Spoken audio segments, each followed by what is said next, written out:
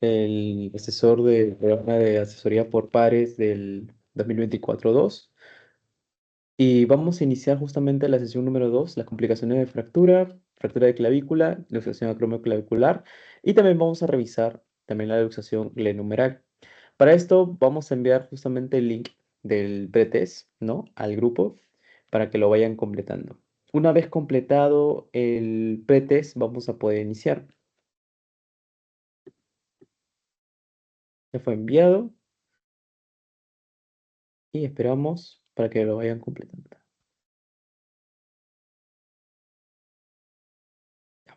Ahora sí, iniciando, acá vamos a ver el índice de temas, ¿ya? Vamos a ver los puntos principales, las complicaciones de las fracturas, luxación acromioclavicular, fractura de clavícula y también luxación glenohumeral, ¿no? O luxación glenoidea. Primero vamos a comenzar con las complicaciones, ¿no?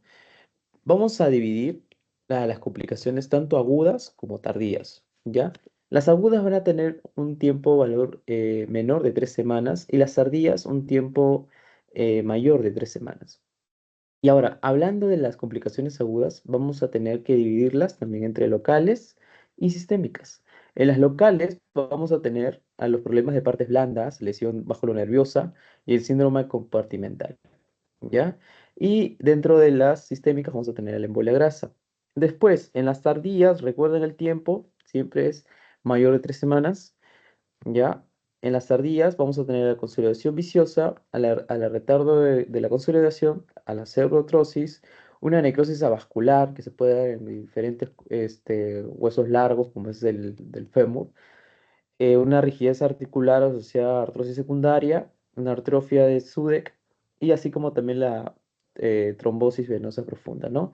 Y les pongo justamente la fórmula de una consolidación normal adecuada.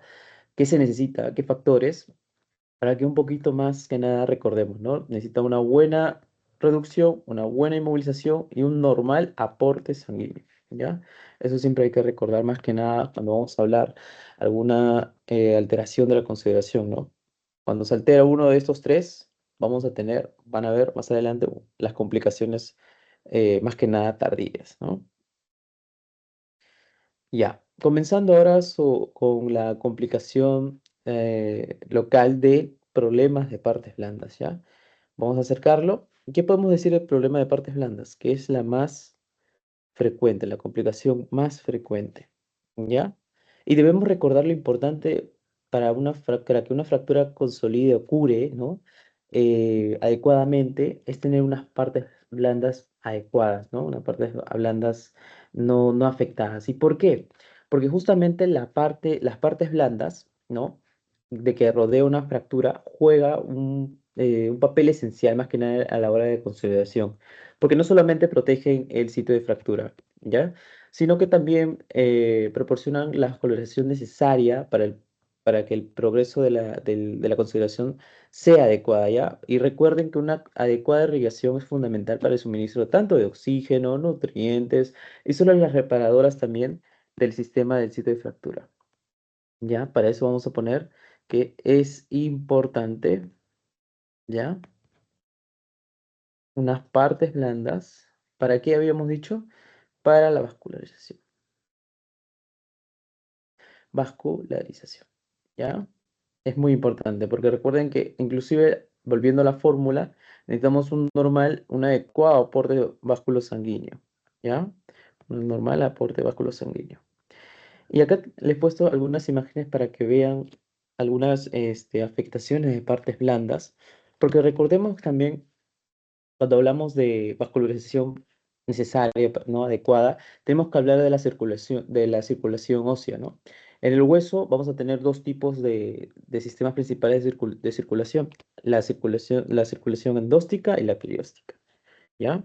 Vamos a poner acá, circo, circulación ósea, ¿ya? Tenemos justamente, ¿a cuál habíamos dicho? A la endóstica y la perióstica, ¿ya? Perióstica. ¿Sí? Ya. ¿Y cuál es la diferencia entre estos dos? La endóstica es la circulación interna, ¿ya? Que va justamente, se deriva principalmente de la médula ósea. Es crucial más que nada para el aporte de nutrientes, células y para la regeneración, ¿no? Más que nada células para la regeneración interna del hueso, ¿no? En cambio, la perióstica es la circulación externa, ¿no? Proporcionada más que nada por las partes blandas, ¿no? Partes blandas, ¿ya? Adyacentes al hueso, ¿ya? El periósteo, recuerden, es una membrana fibrosa, ¿no? Que va a recubrir el hueso y depende de una gran medida de la circulación que proviene de los vasos sanguíneos, de las partes blandas, como ya puede ser músculo o el tejido conectivo también, ¿ya? ¿Y cuál es la importancia si hay daño en estas partes blandas, como habíamos dicho? Va a disminuir justamente, ¿ya? La circulación, esta va a disminuir, voy a cambiar de color. Ujú. Va a disminuir en un problema de partes blandas. Cuando hay afectación de las partes blandas, va a disminuir la circulación ósea. ¿Y cuál exclusivamente? La perióstica va a disminuir, ¿ya? Y si las partes están comprometidas, la circulación perióstica se va a ver afectada, lo que disminuye más que nada el flujo sanguíneo, el periósteo y el hueso adyacente, por consecuencia, ¿no? Y esto puede retrasar la formación del callo óseo y la consolidación de la fractura no se va a dar adecuadamente, ¿ya? Así como también justamente va a aumentar el riesgo de infección, ya que hay que recordar que si hay un suministro sanguíneo inadecuado, puede llevar a una necrosis ósea, ¿no? Creando justamente un ambiente para que se dé una infección justamente ahí, como puede ser la osteomielitis, una infección ósea grave. No sé si lo han escuchado, es una complicación potencial cuando la vascularización más que nada va a estar comprometido. Es por eso, es por eso que el diagnóstico del daño en las partes óseas se realiza mediante una evaluación. Vamos a poner acá, el diagnóstico se realiza por una evaluación, ¿ya? Una evaluación clínica, ¿ya? Y aparte también estudios de imagen, ¿ya? Estudios de imagen. Para más que nada, como puede ser, como estamos hablando de partes blandas, puede ser una resonancia magnética, una tomografía computarizada, ¿no? Es esencial más que nada para un manejo adecuado de las partes blandas y así asegurar una correcta circulación y evitar más que nada complicaciones, ¿ya? Aparte, vamos a hablar que acá tenemos unas imágenes donde pueden ver las afectaciones de las partes blandas, ¿no?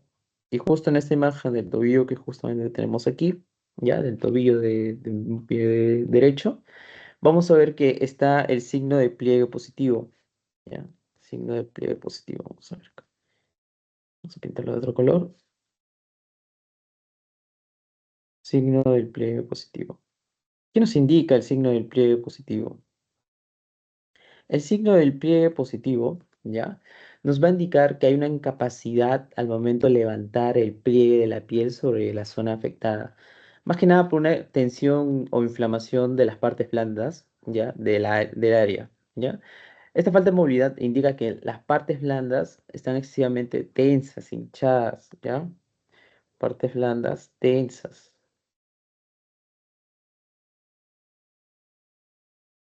o hinchadas, ¿ya?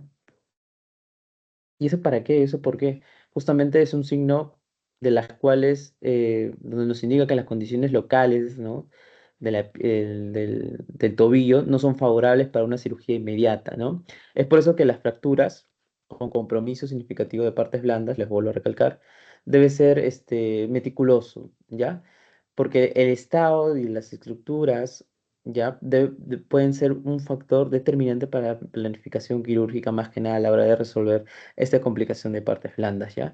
La presencia como signos del pliegue positivo, que ya habíamos dicho, ¿no?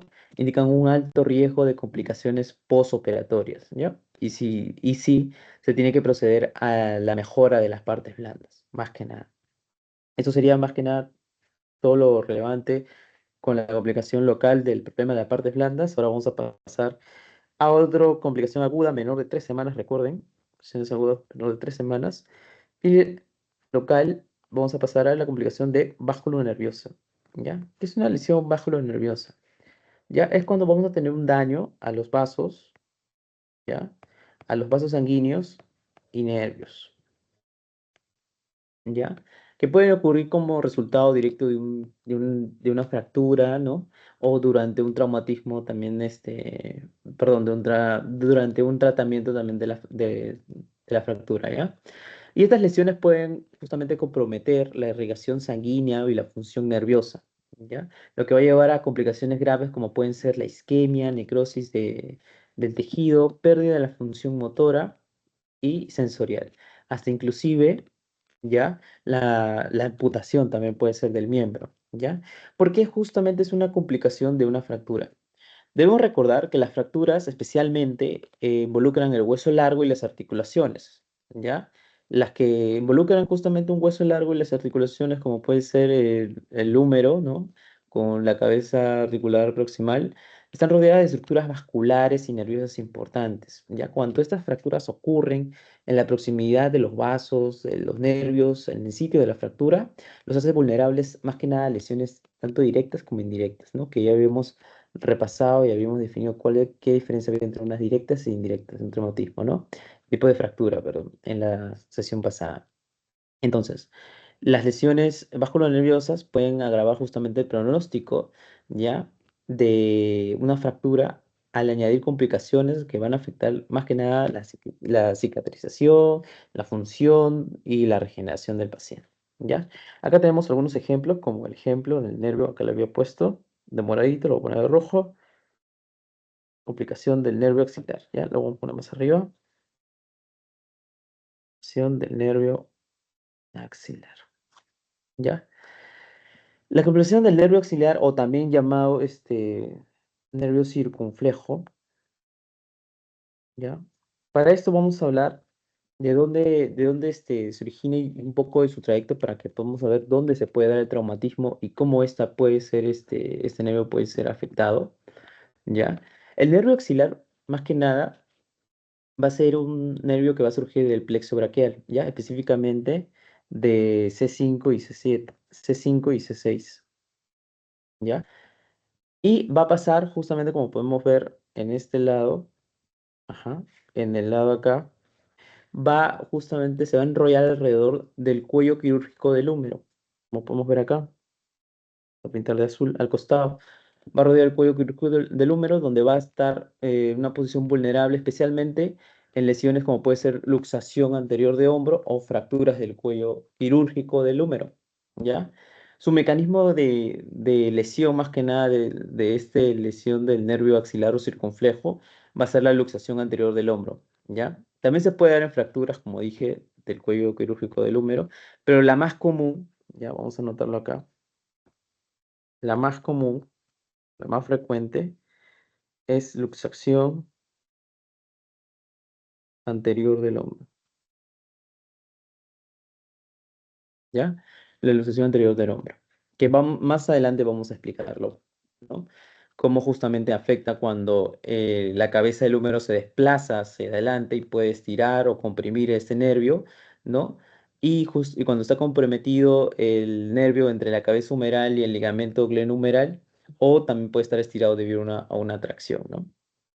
En su clínica vamos a ver que va a tener la debilidad justamente del músculo deltoides, la pérdida de la sensibilidad y también como estamos hablando de una luxación anterior de hombro, se va a dar el signo de la charretera, ¿ya? Que más adelante vamos a ver cuando vayamos a hablar específicamente de este tipo de luxación anterior glenohumeral, ¿ya?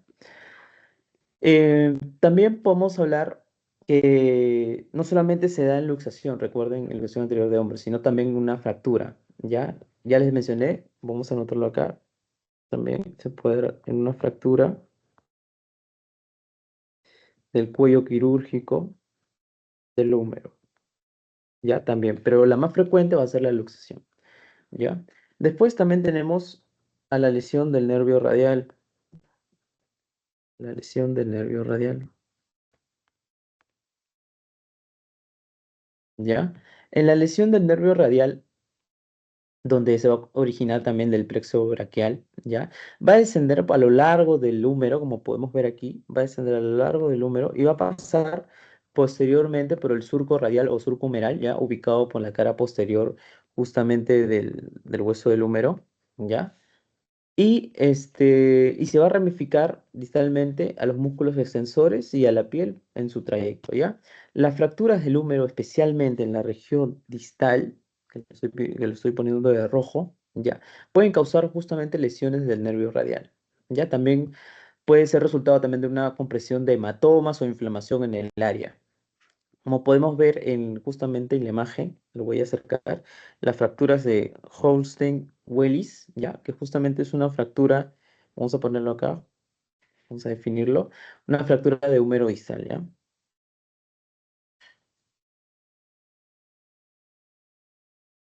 Una fractura de húmero distal, ya que va a ocurrir justamente en la región del surco radial.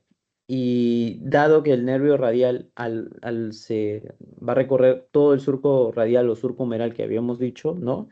Va a comprometer justamente el nervio, directamente o por compresión también de los fragmentos óseos que puede estar dejando la fractura, ¿no? O hematoma asociado también de la fractura, ¿ya?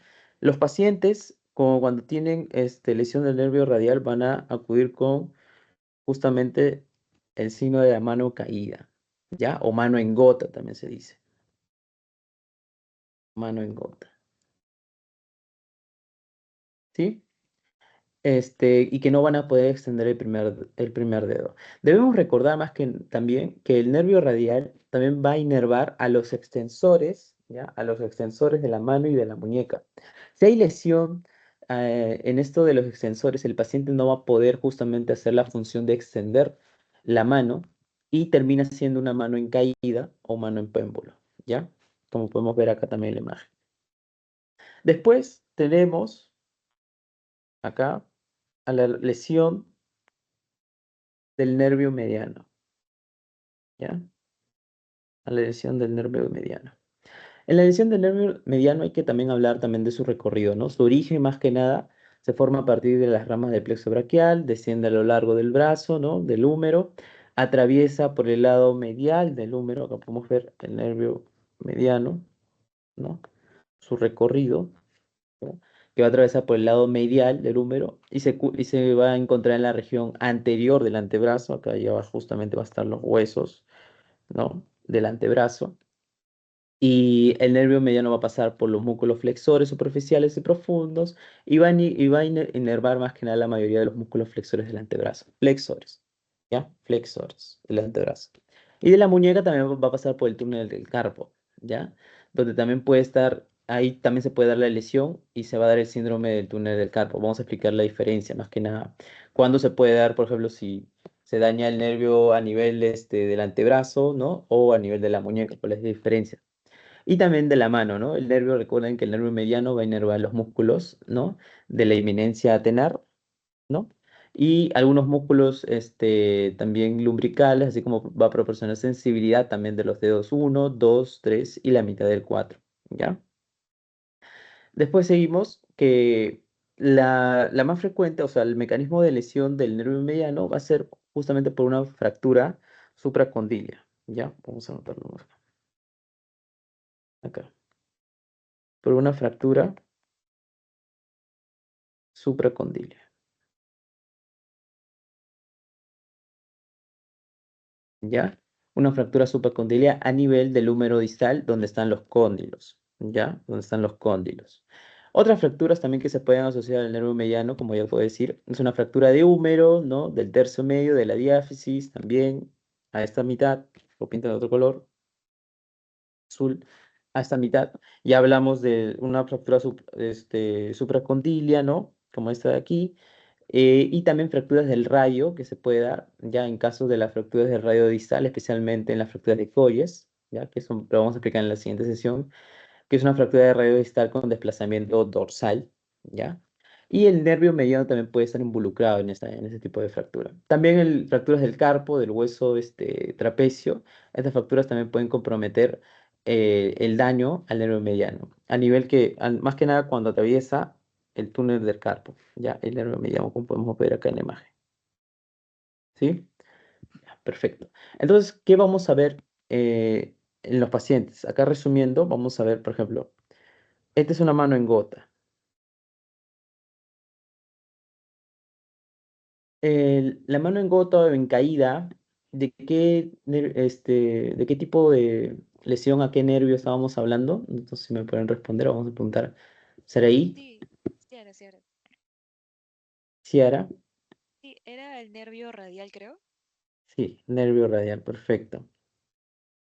Ahora vamos a aplicar justamente los dos tipos de mano, ¿no? Este es justamente la mano en garra y este va a ser la mano el predicador. ¿Quién cree que puede estar asociado justamente a una lesión del nervio mediano? La mano del predicador, ¿ya? Nervio mediano. Y la mano en garra, eso ya es cuando se afecta el nervio cubital. Ya, esto hay que tenerlo bien, bien consolidado, bien estructurado en en nuestra cabecita a la hora justamente del examen, de las preguntas. Y recuerden, vamos a justamente hacer un espacio para recordar que la lesión del nervio mediano a nivel de la muñeca, o sea, del retináculo flexor a este nivel, ¿ya? Cuando se da justamente eh, a una afección de supracondilio, ¿ya? Por ejemplo, aquí. Es diferente. ¿Por qué? Porque el de la muñeca nos va a dar el síndrome, ¿ya? El síndrome del túnel del carpo, cuando se da la lesión a nivel de la muñeca. Que es más que nada en esta zona el nervio es más sensitivo y el paciente sí puede flexionar la mano, pero va a tener un tipo de dolor de adormecimiento, ardor y a predominio nocturno, ¿ya? Mientras cuando se da justamente la lesión a nivel de supracondilio es una lesión más que nada motora, ¿ya? Una lesión más que nada motora, ¿ya? A nivel distal y de la muñeca es principalmente que habíamos dicho, con el morado, sensitiva, ¿ya? Ese es el versus, la diferencia, ¿ya? Que se va a poder justamente dar. Después, siguiendo aquí, vamos a tener que unas ciertas fracturas, ¿no? Van a estar asociadas a lesiones vasculonerviosas particulares, como podemos ver. En el húmero proximal, si tenemos una fractura en el húmero proximal, los nervios pueden estar, el nervio axilar o circunflejo, pueden estar afectados, ¿no? Estamos hablando del húmero proximal a este nivel. Recuerden el cuello quirúrgico, nervio circunflejo, ¿no? Lo que habíamos mencionado. Después, si se da una fractura a nivel de la diáfisis del húmero, es decir, aquí, nivel de diáfisis del húmero, vamos a tener afectación del nervio radial, afectación del nervio mediano, afectación del nervio cubital también podemos tener. Supracondilio, por encima de de los cóndilos, vamos a tener afectación del nervio mediano, ¿ya? Del nervio radial y también del nervio cubital. Si tenemos una fractura a nivel del radio cúbito, vamos a tener una afectación también del nervio mediano, nervio cubital, ¿no? Así como también podemos tener del escafoides, como habíamos dicho, una afectación del nervio mediano, ¿no? Pero podemos ver en este cuadro cómo está resumiendo, más que nada, en dónde se dé la fractura, a qué nivel, ¿no? Hablando del húmero, del radio, del cúbito o de la muñeca, si se da qué nervios vamos a estar pensando que pueden estar afectados, ¿ya? Después vamos a seguir con también una complicación aguda, que es menor de 3 semanas, una local, que es el síndrome compartimental, ¿ya? ¿Qué es el síndrome compartimental? Más que nada va a ser una condición grave, ya que va a llevar al aumento de la presión dentro del compartimento, como podemos ver aquí. ¿Ya? De un compartimento músculo obviamente cerrado, lo que puede llevar a una isquemia, ¿ya? A una isquemia de los tejidos y tejidos circundantes, ¿ya? Los compartimentos que pueden ver aquí, ¿ya? Los compartimentos, más que nada, son espacios anatómicos en el cuerpo que están rodeados por una estructura rígida, como la fascia, y va a contener a los músculos, también a los nervios y a los vasos sanguíneos, ¿ya? ¿Cómo se va a originar esto? Se puede originar más que nada por traumas o fracturas, una hemorragia interna, también un sangrado imagínense un sangrado aquí dentro del compartimento, que del compartimento cerrado, como el caso de las fracturas, que puede llevar justamente al aumento de la presión interna, ¿no? Y también el edema es otra causa, ¿ya? El edema, hinchazón severo tras una lesión o una cirugía también puede incrementar el espacio dentro del compartimento, ¿ya? Por eso se llama síndrome compartimental. O también una aplicación de yesos o vendajes muy ajustados, ¿ya? Cuando están con demasiada presión los yesos o vendajes pueden restringir el flujo sanguíneo, ¿no? Flujo sanguíneo, eso puede aumentar justamente la presión del compartimento. Ya, mencionarles que acá hubo una pregunta de residentado médico que donde mencionaba cuál es la principal causa de un síndrome compartimental, ¿no? Principal causa. Habíamos mencionado una trauma o fracturas, ¿no? Habíamos mencionado también una hemorragia interna, el edema y la aplicación de yesos, ¿no? Muy ajustados, o vendajes también, ¿ya? Muy ajustados,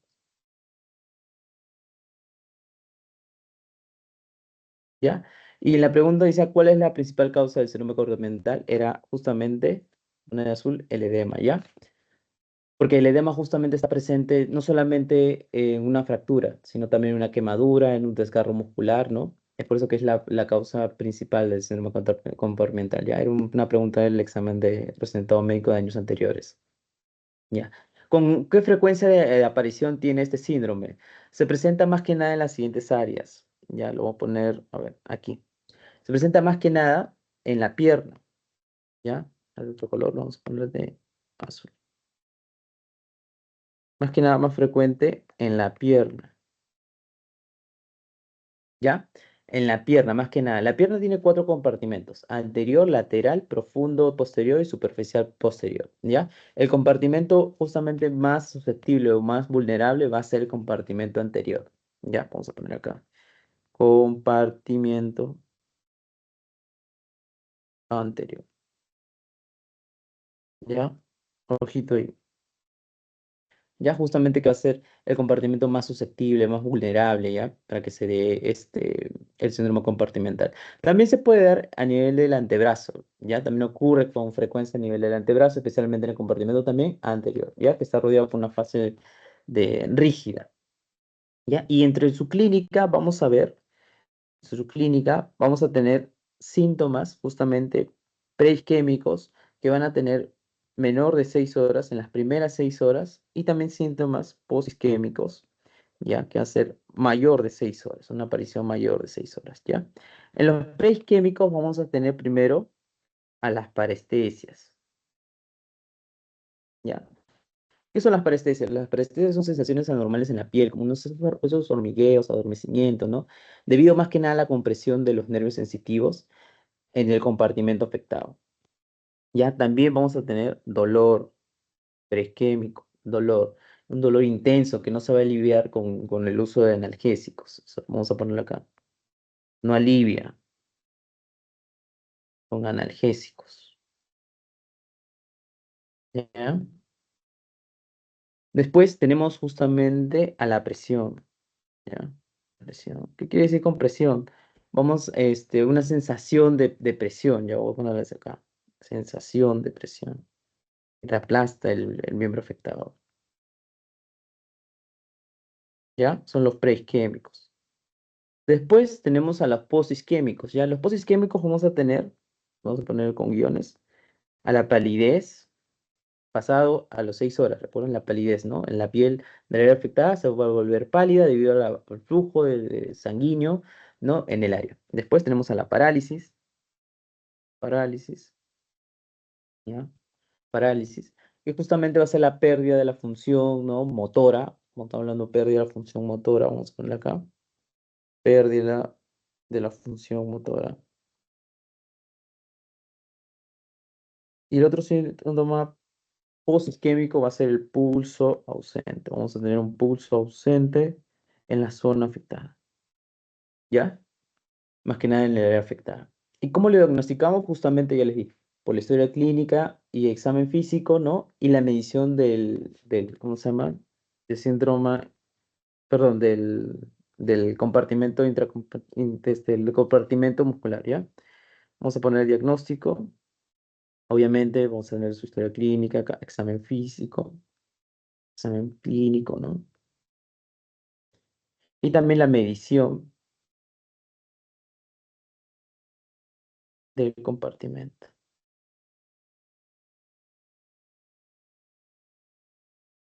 ¿ya? ¿Y cómo justamente se da la medición del compartimento? Se utilizan dispositivos más que nada para medir la presión dentro del compartimento afectado, ¿ya? Recordemos que una compresión mayor de 30 o 40 miligramos de mercurio se considera indicativa más que nada para síndrome compartimental, ¿ya? Y en el Perú, como estaban diciendo los doctores, no se tiene este dispositivo, pero se utiliza el método Stryker, ¿ya? Para medir la presión. Y recuerden, acá vamos a poner también, nos falta mencionar, el tratamiento. Se va a hacer una intervención quirúrgica, ya, lo voy a poner de rojo, que se va a llamar fascio, ya, fasciotomía, ya. Esa ha sido pregunta de examen, así que hay que recordarlo, tratamiento para un síndrome compartimental, ya. Está. La fasciotomía, ya, es el principal tratamiento, más que nada, que explicándolo, es una apertura quirúrgica, ¿no? Del compartimento para aliviar justamente la presión. Y también se da un manejo de las lesiones subyacentes y un soporte postoperatorio también. Acá vamos a hablar ahora de la complicación aguda sistémica, ¿no? Un síndrome de embolia grasa. ¿Qué es el síndrome de embolia grasa? Va a ser una complicación rara, ¿ya? Pero también va a ser grave. Se va a dar cuando más que nada las gotitas de grasa provenientes de la médula ósea, ¿no? Del hueso, van a entrar al torrente sanguíneo y se van a dispersar por todo el cuerpo, ¿ya? Causando más que nada obstrucción de vasos sanguíneos, tejidos, y va a llevar a síntomas más que nada, a síntomas respiratorios, ¿ya? Síntomas respiratorios, va a haber síntomas neurológicos y síntomas cutáneos también. ¿Cuáles? Ahorita vamos a explicar algunos de ellos, ¿ya? Que justamente se van a poder ver después de días de la fractura ósea, también de la cirugía ortopédica o del trauma, ¿no? Que ha sufrido el paciente, ¿ya? De 24 a 72 horas, ¿ya? De 24 a 72 horas después, ¿ya? Del trauma, de la fractura o de la cirugía ortopédica se haya dado en el paciente. ¿Ya? Ya habíamos dicho cómo lo vamos a diagnosticar justamente por los síntomas respiratorios, ¿no? Que habíamos puesto aquí, que entre ellos tenemos dificultad para respirar, hipoxemia, taquipnia, síntomas neurológicos que también podemos llevar confusión, ¿no? Por ejemplo, confusión, podemos ver desorientación, algunas convulsiones también se pueden tener. En las respiraciones ya habíamos dicho hipoxemia, dificultad respiratoria. ¿Ya? Y en los cutáneos, vamos a poner para este lado, se puede ver como en las imágenes las petequias, ¿ya? Las petequias, que se va a dar por justamente la obstrucción, ¿no? Que habíamos hablado, especialmente en las conjuntivas y en el cuello, ¿ya? En este cuadro de aquí de la izquierda podemos ver una clasificación de criterios mayores y criterios menores, ¿ya? Que hay justamente para el diagnóstico de la embolia grasa, ¿ya? Podemos ver que hay síntomas cutáneos, neurológicos, respiratorios ya mencionados, que hemos mencionado, y así como otros que pueden tener el paciente como en criterios menores, ¿no? Como la trombocitopenia, la anemia, signos renales, hasta ictericia, ¿no? O una alta velocidad de sedimentación globular, ¿no? Son criterios menores, criterios mayores, ¿no? Eso es un cuadro más que nada para que vean, este, qué síntomas cuando puede tener el paciente al momento que vamos a hablar de una embolia grasa, ¿ya? De una embolia grasa. El tratamiento se va a dar justamente eh, por oxígeno suplementario, ¿no? Algunos casos severos van a necesitar ventilación mecánica, una fluidoterapia, diuréticos, manejo de la fractura, también una corrección rápida, y también se puede dar corticoides, ¿ya? Recuerden que para diagnosticar también se va a pedir, a ver, para diagnosticar también se va a pedir imágenes, ¿no? Como una tomografía, ¿no? una resonancia magnética, ya un análisis de sangre, una radiografía de tórax, ¿ya? Donde justamente, por ejemplo, en la tomografía vamos a poder ver en los pulmones signos de embolia grasa o infiltrados más que nada pulmonares, ¿no? Y la resonancia magnética, como ya saben, para ver lesiones en tejidos de partes blandas y del sistema nervioso, ¿ya? Seguimos, ahora vamos a hablar de las complicaciones tardías, con un tiempo mayor de 3 semanas, ¿ya? Para esto vamos a recordar justamente la fórmula que habíamos mencionado al principio, para una consideración normal, una consideración adecuada, ¿ya? Se debe tener una buena reducción, una buena inmovilización y un normal aporte vascular sanguíneo. Teniendo estos tres factores, se va a dar una buena, una adecuada consolidación. Eso debemos recordar. Porque si cuando falla uno de estos, se va a dar justamente la consolidación viciosa. Ya se va a referir más que nada a una complicación en el proceso de consolidación, ¿eh? Cuando el huesito se cura, ¿no? De una manera incorrecta o anormal, ¿ya? Ya que en lugar de sanar la eliminación correcta, la fractura puede estar sanando en una posición inadecuada, como podemos ver acá en las imágenes, ¿no? Que va a alterar justamente la función normal del hueso y la articulación adyacente y el paciente va a tener síntomas, ¿ya? Acá le he puesto cómo podemos verlo al paciente, pero debemos recordar que los factores de riesgo para esto es una movilización inadecuada, ya una falta de alineación, es una mala reducción, una infección o una fractura compuesta. ¿Ya? Vamos a poner acá en la condición viciosa, ¿ya? Una mala reducción o alineación, también se dice, ¿ya? Infecciones también, se puede dar por infecciones, ¿ya? Una mala inmovilización, ¿ya? Una mala inmovilización, o también por fracturas compuestas. ¿Por qué fracturas compuestas? Que también pueden involucrar más que nada múltiples fragmentos óseos que van a afectar la integridad del hueso y puede tener un mayor riesgo de consolidación viciosa. Ya, el mecanismo va a ser movimientos residuales, ya, en el sitio de la fractura, por una mala inmovilización que habíamos puesto, y una interrupción del proceso de curación, ya, por factores también. Factores que van a, factores que van a justamente intervenir de mala forma al momento de la formación del remodelado óseo, del callo óseo que habíamos explicado en la primera sesión, ¿no? De una consolidación viciosa. ¿Cómo cuáles? ¿Cómo qué factores que una movilización inadecuada, como habíamos visto, mala circulación sanguínea, una afectación de partes blandas, ¿no? O infección hasta la edad del paciente, si el paciente también toma algunos medicamentos también que tienen justamente su efecto adverso es afectar de mala forma el remodelado óseo del callo de la consideración, ¿no? El callo óseo, estilos de vida, como puede ser el paciente que fuma, consume excesivo alcohol, entre otros, ¿no? ¿Y qué vemos en el paciente? Estas aquí, estas afectaciones de consideración ósea, como puede ser el varo, ¿ya? De una mala reducción, recuerden, el varo se dice cuando describe una deformidad, ¿ya? En el que el cuerpo se inclina hacia el lado medial, ¿ya? Hacia adentro del cuerpo, en relación a la línea central, ¿ya? Va a formar más que nada rodillas en O, ¿ya? Una inclinación. Después tenemos al valgo, ¿ya?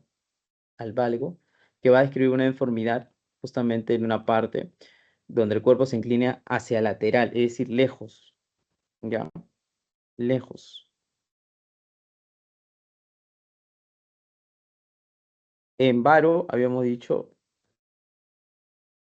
que el cuerpo se va a inclinar de una formación medial, ¿no? Es el fémur, acá está la línea media central, línea media central. Ya, acá podemos ver las flechas, cómo se está en valgo, se está yendo hacia el lateral. Y en varo se está inclinando hacia el lado medial. ¿Ya? Después tenemos justamente ¿cómo se llama? Recurvatum, ¿ya? Donde el paciente va a tener un ángulo hacia atrás, ¿ya? Y antecurvatum, donde el paciente va a tener el foco de fractura hacia adelante, o sea, anterior, ¿ya? Y acá se recurvatum posterior, ¿ya? Más que nada para definirlos. Ya acá tengo algunas imágenes para ir practicando, ¿ya? Por ejemplo, en esta imagen de la primera, A ver, Ciara, de la imagen, el miembro afectado del fémur derecho está en valgo o varo. Sería varo porque está yendo hacia el lado lateral. Ajá, varo, porque justamente el cuerpo se inclina ya hacia el lado medial. Más que nada, esto puedes ver que se inclina hacia el lado medial de la línea del centro del cuerpo. ¿Ya? Y acá de la segunda lesión, vamos a poner acá la línea. Y es un pie Sería varo también, ¿no? izquierdo. No, en el esto de. ¿Qué habéis dicho? ¿Valgo, varo? Va- De la segunda imagen. Varo. Varo, perfecto, varo, porque justamente se curvan hacia afuera. ¿M? Se curvan hacia afuera. Perfecto. Entonces, más que nada, esas son las formas que vamos a ver en una consolidación viciosa. ¿Ya? Varo, valgo, recurvatum y antecurvatum. ¿Ya? Después vamos a hablar otra complicación tardía, ¿ya? Que es el retardo de la consolidación. ¿Qué es un retardo de la consolidación? Su mismo nombre lo dice, ¿ya? Es una complicación donde la fractura va a tardar más de lo esperado en sanar, ¿ya? En consolidar. Ya, pero la curación, o sea, la formación del callo sí está en progreso, pero muestra un retraso, ¿no? En la formación del callo óseo más que nada, y a la unión completa, ¿ya? De la fractura, ¿ya? Entonces sí va a mostrar signos de curación, pero un ritmo más lento, ¿ya? Y recordemos que el tiempo de consolidación de cada hueso va a ser diferente. Por ejemplo, los huesos del metacarpiano, metatarsiano, va a demorar 4 semanas, ¿ya? Los huesos, por ejemplo, de radio distal, tobillo, lécrano, rótula, ¿no? Por ejemplo, radio distal va a demorar 6 semanas, ¿ya? Los huesos, por ejemplo, cuando estamos hablando del radio y del cúbito, ¿ya? En la diáfisis, por ejemplo, en esta imagen de acá, ¿no? Va a demorar, por ejemplo, 8 semanas, ¿ya? Y acá podemos ver qué hueso sería este, el hueso de Sierra, esa radiografía acá. ¿Qué hueso sería Eh, este? ese es el pero Húmero. ¿Y en qué parte estaría la fractura? en la diáfisis. En la diáfisis. Entonces, en las fracturas de húmero de oficiaria se va a demorar 10 semanas. De la tibia, ¿ya? De las diáfisis también te va a demorar 16 semanas, ¿ya? Y el hueso más grande, el fémur, ¿no? Va a demorar 18 semanas aproximadamente, ¿ya? Rangos superiores que demoren, consolidaciones que demoren en una unión completa, ¿no? A estas fechas se va a considerar como un retardo de consolidación, ¿ya? También tenemos a la pseudoartrosis, ¿ya? Recordemos que son dos patologías, la retardo de consolidación y pseudoartrosis son dos patologías diferentes, ¿ya? Tanto en fisiopatología, evolución, también en su pronóstico de tratamiento, ¿no? Retardo de la consolidación, ya habíamos dicho, ¿no? Cuando una fractura no realiza su proceso de consolidación en el tiempo esperado. La pseudoartrosis es más que nada una evidencia tanto clínica como radiológica, ¿ya? Que el proceso de consolidación ósea no ha terminado y la consolidación ósea no ha sido posible, ¿ya? Según la FDA, ¿ya? La FDA, la pseudoartrosis se define como ausencia, ¿ya? Ausencia de consolidación de una fractura a los 9 meses de inicio, ¿ya? Sin signos, sin signos, sin signos de progresión, más que nada en imágenes. ¿Cuál es radiografía? ¿Ya? Radiografía en los últimos 3 meses, ¿ya? En su teoría dice acá 6 meses, ¿ya? Pero yo de todas formas le doy las fechas, ¿ya? La fecha de las radiografías en las cuales he buscado de la FDA, ¿ya? Pero en su teoría dice también 6 meses, ¿ya? Pero sí menciona los 3 meses, donde no vamos a ver progresión ¿cómo se llama? De la conservación ósea. Ya tenemos dos tipos, más que nada. Las vasculares y las avasculares. ¿Ya? Y acá podemos ver en esta imagen de la derecha, ¿ya? Donde tenemos una pseudoartrosis hipertrófica, ¿ya? También tenemos la atrófica, ¿ya? Y la oligotrófica, ¿ya? Más que nada. En la hipertrófica podemos ver la pata de elefante, ¿no? Donde se va a mostrar radiográficamente la formación de abundante callo, podemos ver acá, callo óseo.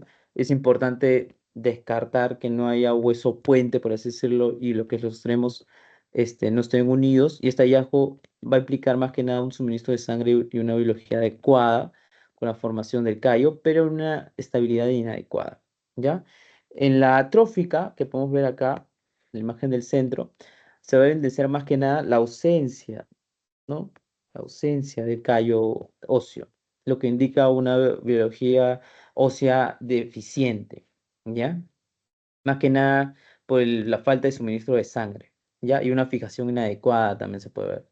Y en la oligotrófica, ¿ya? En la oligotrófica vamos a ver que es un equilibrio, este... ¿Sí me puede escuchar, Ciara? Sí, sí, sí. Creo que mi señal se había movido. Ya, me quedé en la oligotrófica. La oligotrófica, más que nada, es un equilibrio de la combinación de lo atrófico y hipertrófico, ¿ya? En el que va a haber una formación incompleta del callo, ¿no? Se va a ver más que nada por una reducción inadecuada, ¿ya? En esta imagen de abajo, ¿ya? Inferior, en esta imagen de inferior, podemos ver la hipertrófica, ¿ya? Donde vamos a ver la pata de elefante, ¿no? Por una excesiva movilidad del foco de fractura por falta de inestabilidad, por falta de estabilidad. ¿Ya? Recuerden, uy, hipertrófica, pata de elefante. ¿Ya? Acá podemos verlo en las radiografías también. Y la trófica, ¿no? Acá en el lado derecho, donde vamos a ver que los fragmentos, los extremos óseos se encuentran adelgazados, ¿no? Adelgazados y afilados también por mala vascularización. Mala vascularización. Y si hay mala vascularización, ¿qué parte del área de la extremidad está afectada? Las partes blandas, ¿no? Porque las partes blandas, como habíamos dicho en la primera complicación, las partes blandas dan esa irrigación, ¿no? Vascularización justamente al extremo óseo, ¿no? Al hueso, para que justamente consolide, ¿no? Entonces, vamos a ver que también tenemos diferentes tipos de pseudoartrosis avasculares, ¿ya?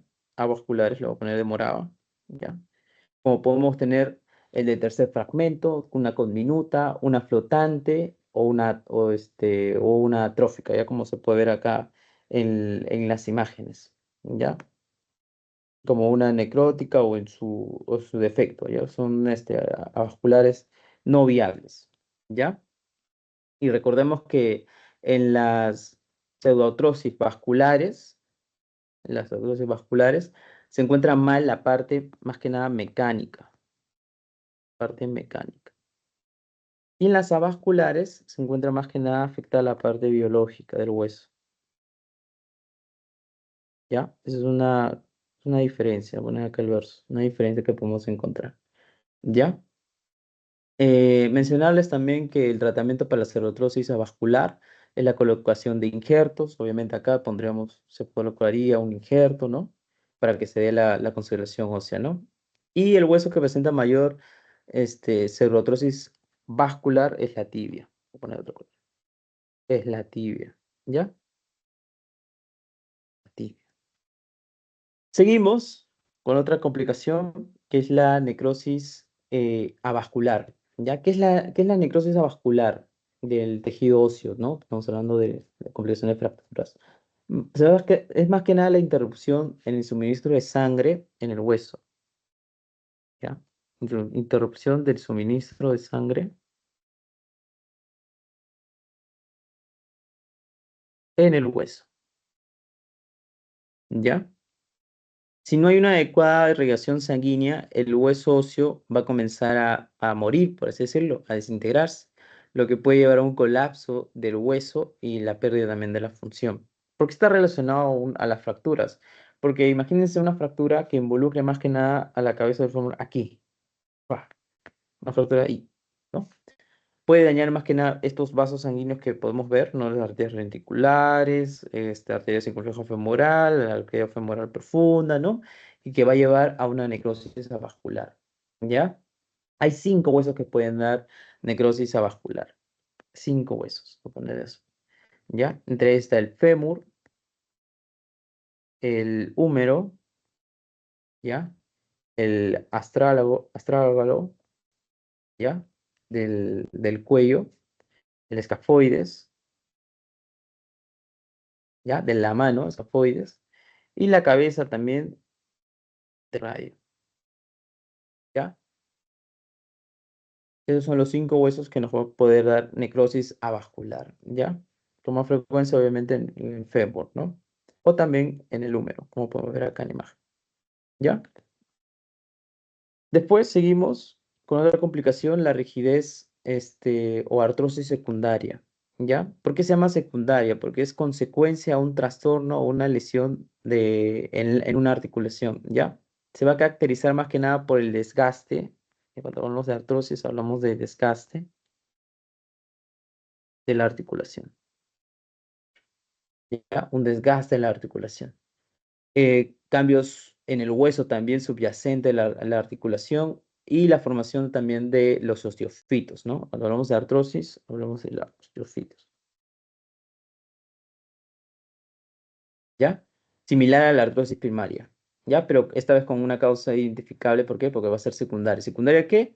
Secundaria, vamos a poner acá, secundaria, o el tema es complicación de fractura, secundaria, una fractura o un desequilibrio biomecánico, ¿ya? Hay otras también, otras causas como enfermedades inflamatorias, ¿ya? La obesidad, congénitas, ¿ya? Pero ahorita vamos a hablar sobre el tema, la fractura, ¿ya? Secundaria fractura, ¿ya? Porque va a alterar justamente, como habíamos dicho, la alteración del cartílago y también va a tener un cambio en la biomecánica articular, ¿ya? Entonces, como la artrosis va a ser un proceso de desgaste articular que todos vamos a tener en algún momento de nuestra vida, ¿ya? Pero va a generar síntomas, va a generar incomodidad, dolor, ¿no? Justamente al paciente. Entonces, su tratamiento, ¿qué va a ser? Analgésicos y antiinflamatorios para justamente controlar el dolor y la inflamación. También se puede tener fisioterapia, algunos cambios de estilo de vida, ¿no? Como algunos con sobrepeso, obesidad más que nada, en la reducción del peso corporal, ¿no? Y modificaciones que pueden, de estilos de vida. Y tratamiento quirúrgico en algunos casos graves, solamente en algunos casos graves, ¿ya? Donde se va a dar justamente el reemplazo de todo el cartílago dañado, ¿no? ¿Cómo se llama ese proceso? Artro, artoplastia. Un tratamiento quirúrgico, pero solamente en casos graves, ¿ya? O también una intervención quirúrgica para corregir también deformidades, ¿no? Para eso está la artoplastia, ¿ya? Ahora vamos a pasar a la siguiente complicación tardía, ¿ya? Que es la atrofia de Sudeck, o también llamado en algunas bibliografías como síndrome de dolor regional complejo, ¿ya? Dolor regional complejo, ¿ya? Este trastorno va a generar un dolor, el paciente se va a quejar de demasiado dolor, va a ser un dolor de tipo neuropático, ¿ya? Un dolor de tipo neuropático, ¿ya? Que se va a caracterizar más que nada, ¿por qué? Porque va a ser un dolor continuo, ¿ya? Y que va a persistir más allá del tiempo habitual, ¿no? Para la curación del tejido, y se va a acompañar de anomalías sensoriales, motoras y autonómicas también, ¿ya? Como puede ser hiperalgesia, anomalías sudomotoras, vasomotoras, cambios tróficos, ¿ya? Y no va a seguir justamente en algunas bibliografías un miotoma o un dermatoma en particular, sino es regional, ¿ya? Todo el área, ¿ya? Y es una afectación que a menudo es incapacitante después de un traumatismo, fractura o cirugía, ¿ya? Más que nada. Entonces, esta atrofia de SUDE, que se va a caracterizar por este dolor neuropático, ¿no? El diagnóstico se va a hacer, vamos a anotar acá, el diagnóstico se va a hacer más que nada sospecha clínica, ¿no? Evaluación clínica, ¿no? Y también, por mencionarles, algunas bibliografías mencionan los criterios de Budapest, Budapest, ¿ya? Esto se los menciono, ¿ya? Porque es más que nada un síndrome complejo, un síndrome amplio, ¿ya? Pero ¿por qué justamente se relaciona con el tema de complicaciones de una fractura? Porque en relación a una fractura tiene una respuesta inflamatoria, ya que tras una fractura la respuesta inflamatoria puede ser desproporcionada y prolongada, ¿ya? Dura mucho, que conduce más que nada a esta atrofia de Sude, ¿ya? O también cuando hay lesión, ¿ya? Del nervio, ¿ya? La fractura puede dañar los nervios o puede justamente alterar la función contribuyendo justamente al síndrome eh, del dolor complejo, ¿no? Entonces, vamos a hacer como un resumen. ¿Qué podemos ver en el paciente? Vamos a ver tumefacción, ¿ya? Tumefacción. Vamos a ver dolor, el paciente se queja de dolor. Vamos a ver rigidez, ¿ya? En el paciente. Un aumento de la temperatura, ¿ya? Y quemazón, ¿ya? Es la clínica que podemos ver en la atrofia de Sudeck. Pero acuérdense que el dolor le he puesto con 4 aspas, ¿ya? Es el síntoma principal de la atrofia de Sudeck, ¿ya? Como podemos ver aquí, justamente en las partes afectadas, ardor, dolor, hinchazón, ¿no? En las imágenes. Aquí también podemos verlo en las imágenes. Aquí, ¿no? Podemos ver en la mano derecha y la mano izquierda, cómo está hinchado, ¿no? Y el paciente se va a quejar de dolor, ¿no? Y también de ardores. Siguiendo con las complicaciones tardías, vamos a tener el síndrome de Volmack. ¿Ya? El síndrome de Volmack, más que nada, se va a tratar definirlo en palabras más técnicas, de una contractura isquémica, ¿ya? Que se va a caracterizar por una contracción permanente de los músculos. ¿A qué nivel? Del antebrazo. Vamos a poner acá ya, del antebrazo. ¿Ya? Debido a una isquemia prolongada, como había dicho. Generalmente está causada por un aumento de presión en el compartimento muscular. Esto que nos suena al síndrome compartimental, ¿ya? Que este aumenta, como había dicho, la presión del compartimento, afecta el flujo y lleva a necrosis muscular y a fibrosis, ¿no? Y si no se trata, puede llevar justamente a una deformidad permanente, como podemos ver en las imágenes, ¿ya? Y pérdida de la función de la mano y antebrazo, ¿ya? Es una complicación, ¿ya? Complicación, ¿ya? Hay que recordar porque vienen preguntas también de pasito, de examen. Complicación del síndrome complementar al nivel del antebrazo, ¿ya? ¿Qué va a tener el paciente en la clínica? Va a tener dolor también, dolor intenso, pérdida de la función motora, ¿ya? Rigidez articular, rigidez articular y también deformidad, deformidad.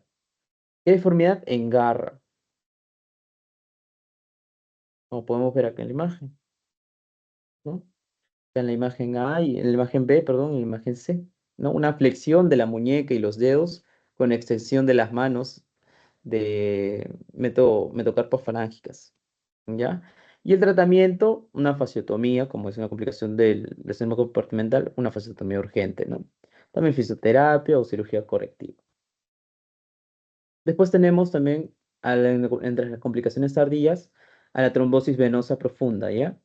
que es cuando se forma un coágulo, ¿no? Un coágulo a nivel de sangre en una vena profunda, generalmente las piernas, ¿no?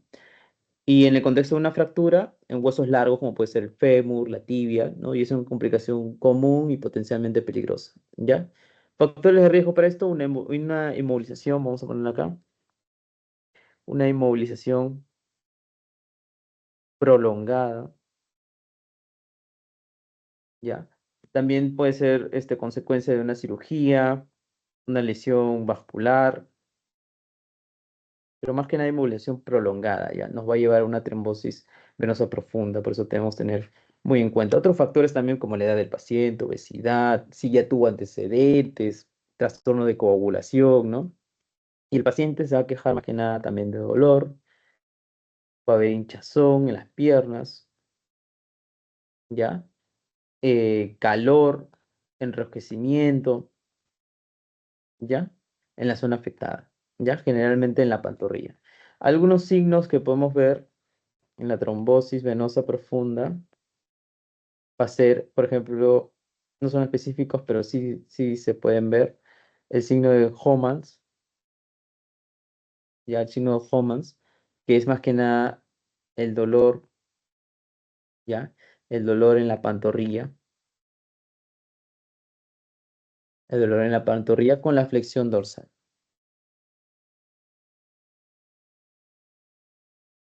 ¿sí? Otros signos también podemos ver el signo de Howell o el signo también de Pratt. Signo de Howell es cuando hay dolor a la palpación del cordón venoso de la zona poplitea, ya de la rodilla en la parte posterior de la zona poplitea. O el signo de Pratt cuando hay presencia de tres venas dilatadas en la región pretibial, ¿no? En la región pretibial. Ya, una, dos, tres venas dilatadas. Entonces podemos ver signo de Pratt, ¿ya? Cuando justamente persisten al levantar la extremidad a 45 grados, ¿ya? Signo de Pratt. Eso sería la complicación de la trombosis venosa profunda. Ya. Ahora vamos a hablar de la luxación acromioclavicular. Para esto vamos a hablar más que nada, empezar hablando con la anatomía, ¿no? Los huesos del hombro, la clavícula, el húmero y la escápula, ¿no? Y las articulaciones también del hombro. Articulación, clavicular, ¿no? El acromio, voy a poner de otro color, de la escápula, ¿no? Acromio clavicular, articulación. También tenemos la articulación glenohumeral, ¿ya? Y la articulación esternoclavicular que se puede ver acá, debe ser el esternón y aquí. Clavícula con el esternón, articulación esternoclavicular, ¿ya? Y los ligamentos también importantes mencionarlos. El ligamento acromioclavicular, ¿ya? Clavícula, acromio, de la escápula, ¿ya? Los ligamentos coracoclaviculares, ¿ya? Donde está el conoides y el trapezoide, ¿ya? Vamos a ver. Ligamentos, ¿ya? Claviculares, ¿ya? Coraco porque está el coracoides, lo poner de pedacito, y la clavícula, ¿ya? Hay que recordar eso. También está el ligamento acromio coracoideo y los ligamentos glenumerales, ¿ya? Tanto superior, eh, medial y inferior, ¿ya? También los músculos también del deltoides, ya lo vamos a anotar acá rápido. Más que nada los ligamentos, porque eso nos va a servir para poder hablar cuando estamos hablando de luxación. Ya el ligamento acromio clavicular,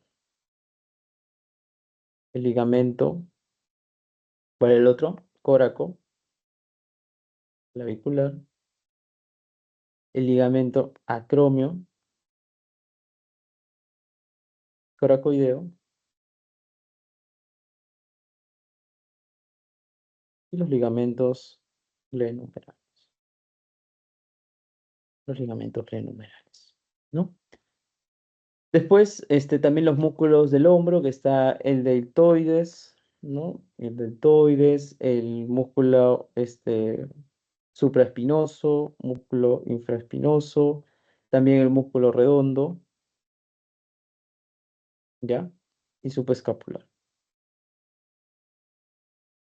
Todo esto más que nada un repaso rápido de la anatomía, ¿ya? Del hombro, porque vamos a hablar ahora específicamente de la lesión del acromio clavicular. Pero para eso vamos a distinguir más que nada qué es una fractura, qué es una luxación, qué es un esguince. De la fractura ya habíamos hablado. Entonces, Ciara, ¿nos puedes decir cómo tú, qué es una fractura, mejor dicho, en la definición? Es la pérdida, ¿no? De la continuidad ósea. Pérdida de la continuidad ósea, perfecto. Y entonces la luxación, para diferenciarlo, es cuando ocurre que los huesos que conforman una articulación se desplazan fuera de su posición, ¿ya? Tanto anterior, posterior, ¿ya? Resultando justamente en la pérdida del contacto en las superficies, pérdida de contacto en las superficies articulares, ¿ya? Y un esguince, más que nada un esguince es una lesión de los ligamentos, ¿ya? De los ligamentos que cuando se estiran o se desgarran parcialmente es causado por un estiramiento excesivo o desgarro, ¿ya? Sin que los huesos se desplacen fuera de su lugar, eso es un esguince, ¿ya? Entonces, siguiendo justamente con la luxación acromioclavicular, la luxación acromioclavicular va a ser cuando hay una lesión del extremo distal, ¿ya? Del extremo distal de la clavícula que se va a desplazar de su posición normal en la articulación acromioclavicular que estábamos viendo acá, ¿no? Que habíamos repasado, ¿ya? En su mecanismo de acción, como podemos ver acá, el pobre hombre, se va a ocurrir cuando hay un trauma directo, cuando hay un trauma directo en la región del hombro, ¿ya? Especialmente por caídas, ¿ya? Especialmente por caídas sobre el hombro o un golpe directo, ¿ya? Este tipo de lesión también puede estar causado por accidentes vehiculares o actividades deportivas de contacto, ¿no? Es un mecanismo típico de la caída sobre el hombro con el brazo aducido, ¿ya? Con el brazo aducido, lo que produce justamente una fuerza axial sobre la clavícula, ¿ya? Causando así su desplazamiento, ¿ya? ¿Y qué vamos a ver en el paciente? Vamos a ver que el paciente va a tener dolor, ¿ya? Dolor intenso en la región del hombro, ya que a menudo es inmediatamente después del trauma. Ya en la imagen se puede ver que el paciente, el médico le está haciendo la prueba, ¿ya? De aducción, ¿ya? La prueba de aducción transversal, ¿ya? Del cuerpo en la articulación más que nada acromioclavicular, ¿ya? Y el dolor va a estar provocado más que nada por la aducción pasiva del brazo del paciente, ¿ya? Aducción pasiva del brazo del paciente. Comprometiendo así, ya habíamos dicho, la articulación acromioclavicular, ¿ya? Después también vamos a ver que el paciente va a tener deformidad, ya deformidad, hinchazón, limitación del movimiento, como también sensibilidad, sensibilidad aumentada, ¿ya? A la palpación de la articulación, ¿ya? Después, también vamos a ver que el paciente va a tener el signo de la tecla de piano, ¿ya? Aquí podemos ver, tecla de piano, que cuando presionamos justamente la región afectada, se levanta. Eso lo vamos a explicar más adelante también, con las radiografías y también con la clasificación y la clasificación, ¿ya? Eh, Vamos a ver que el tema del diagnóstico por imagen, la radiografía, siempre para confirmar la luxación y evaluar el grado de desplazamiento, ¿no? Este gradito de desplazamiento, las proyecciones anteroposteriores van a ser de mucha utilidad, pero también hay una proyección llamada zanca, ¿ya? Que eso también ha sido pregunta, pasito de examen, ¿ya? Donde justamente la proyección de zanca es una anteroposterior, pero con una inclinación cefálica, ¿no? De 10 a 15 grados, ¿ya? Del hombro afectado, lo que va a permitir justamente ver por encima de la escápula, ¿ya? Se puede ver ¿cómo se llama? El ángulo ascendente del haz de los rayos X, que lo he puesto con un círculo, ¿ya? Esto permite más que nada para ver la articulación acromioclavicular, ya sin otras imágenes superpuestas. ¿Ya? Es súper útil cuando vamos a ver una lesión de tipo 2 que se va a explicar en el siguiente cuadro, ¿ya? O una fractura de clavícula distal también, o una lesión de la fisis de la clavícula distal también en niños, o también, también se puede tener una proyección axilar, ¿ya? Zanca, anteroposterior o axilar, ¿ya? Uno, dos, tres. Los tipos de tres tipos de proyecciones en la radiografía que podemos tener. También se puede tener tomografías, ¿no? Para evaluar más que nada la extensión de la fractura, ¿no? Perdón, de la luxación, ¿no? De la lesión y el posible también daño óseo asociado. También se puede pedir una resonancia magnética, más que nada para evaluar los tejidos, las partes blandas circundantes del área, ¿ya? Y como ligamentos, tendones, ¿no? Cercanos. En la clasificación tenemos la clasificación de Rockwood, ¿ya? Acá sí hay que prestar mucha atención porque acá también vienen preguntas de exámenes que se basa más que nada en el grado de desplazamiento y en el daño de los ligamentos, ¿ya? En el tipo 1 vamos a ver que el ligamento acromio clavicular va a tener justamente, acá podemos ver esguince del ligamento acromio clavicular, va a tener una ruptura parcial, ¿ya? Una ruptura parcial. El acromio clavicular, ¿ya? El ligamento. Pero la articulación, ¿cómo se llama? Acá tiene que ver la articulación coracoclaviculares, van a estar intactos, ¿ya? Después tenemos el ligamento acromio clavicular en el tipo 2, ya que va a estar desgarrado, ¿ya? Como podemos ver acá en la imagen, va a estar desgarrado, tipo 2. Ya en el tipo 1 va a tener una ruptura parcial. ¿Cuál? El acromio clavicular, ¿ya? El tipo 2, el acromio clavicular, va a tener una ruptura total, ¿ya? Mientras que los ligamentos, estos ligamentos de azul, los coracoclaviculares, van a estar intactos, ¿ya? Ligamento coracoclavicular intacto, ¿ya? Algunas bibliografías refieren que la articulación acromio, eh, clavicular va a estar subluxada, ¿ya? En la radiografía vamos a ver que no va a tener desplazamiento. No hay desplazamiento todavía, ¿ya? En el tipo 3, el ligamento acromio clavicular sigue teniendo una ruptura total, ¿ya? Mientras que los ligamentos, lo pone de azul, como lo había puesto en el anterior, claviculares ya están afectados, ¿ya? Los ligamentos claviculares también están desplazados, afectados, ¿ya? Esto es una luxación completa de articulación, ¿ya? Completa. Ligamento acromio clavicular y clavicular rotos, ¿ya? Es una luxación completa. Anotar acá. Completa. Ya hay un desplazamiento. Vamos a ver vamos a anotarlo, ¿no? Desplazamiento ya hasta el 100%, ya radiográficamente hablando.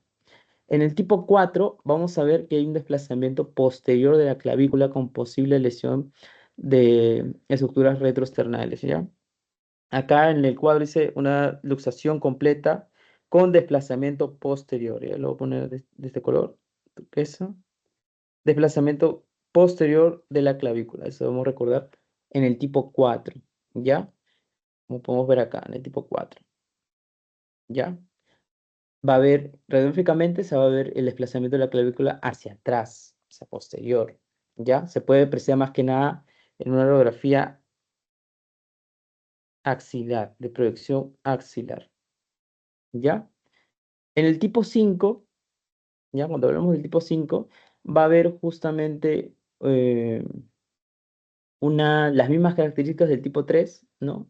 Pero el desplazamiento va a estar mayor del 100%, ¿ya? Desplazamiento mayor. Es decir, que vamos a tener justamente, vamos a tener acá como, ¿no? Como el tipo 3, vamos a tener el acromio clavicular y el coraco clavicular, los ligamentos rotos, afectados, ¿no? Con desplazamiento mayor del 100, ¿ya? Recuerdo, mayor del 100. Ya, eso es lo que diferencia el 3 del 5. Y el 6 vamos a ponerlo a ver de color verde, verde oscuro, ¿ya? El 6 es cuando hay un desplazamiento inferomedial, perdón, de la clavícula por debajo ya del acromio o del coracoides, ¿no? Miren, por ejemplo, la clavícula se fue, inferior, está descansando ahí la clavícula, en el tipo 6. ¿Ya? El tipo 6 luxación con desplazamiento inferior. Si te hablan de desplazamiento posterior, ¿qué tipo es? 4. Desplazamiento inferior de la clavícula, 6. ¿Ya? Hablando en un contexto de luxación, ¿cómo se llama? Acromio clavicular, ¿ya? Siempre debemos tener eso en cuenta. ¿Ya? Acá tengo algunas imágenes para mostrarles, ya que les he sacado de algunas biografías médicas, ya en los artículos donde podemos ver el tipo 1, ya que va a representar, ¿qué habíamos dicho? Lo voy a poner, Ciara, Sí, los esguinces ya, ¿de qué ligamento íbamos a a tener? nivel del ligamento acromio clavicular. Acromio clavicular, vamos a tener un esguince. Esguince parcial, ¿no? Ya, un esguince parcial, ¿no? En el tipo 2, vamos a tener ya que la articulación acromioclavicular va a representar un desgarro completo, ¿no? Clavicular completo, desgarro completo. Tipo 1 fue parcial. Tipo 2, desgarro completo, ¿ya? Y que los ligamentos acromioclaviculares y la lesión parcial de los ligamentos colaterales, ¿ya? Después, en el tipo 3 vamos a tener que la articulación acromioclavicular va a representar una ruptura completa más los ligamentos coracoclaviculares, ¿ya? Tipo 3. Pero ¿hasta cuánto? ¿Hasta un desplazamiento hasta cuánto íbamos a tener, Ciara? 100% era. Hasta 100%. ¿Y quién da un desplazamiento mayor de 100%? El 5. El 5 que está aquí, miren. El 5, ¿ya? Va a tener el acromio clavicular más los coracoclaviculares afectados, ¿no? Rotos, pero mayor del 100%, un desplazamiento mayor del 100%. ¿Ya? Del tipo 4, que habíamos hablado contenido tipo 4, la clavícula estaba con un desplazamiento inferior o posterior. Posterior. Posterior. Y del 6, ya Inferior. que inferior, está descansando, ¿no? Miren, puedo eliminar acá. Descansa esa clavícula inferior.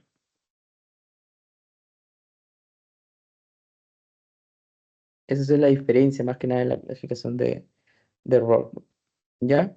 Recuerden que en el tipo 2 las coracoclaviculares están intactas.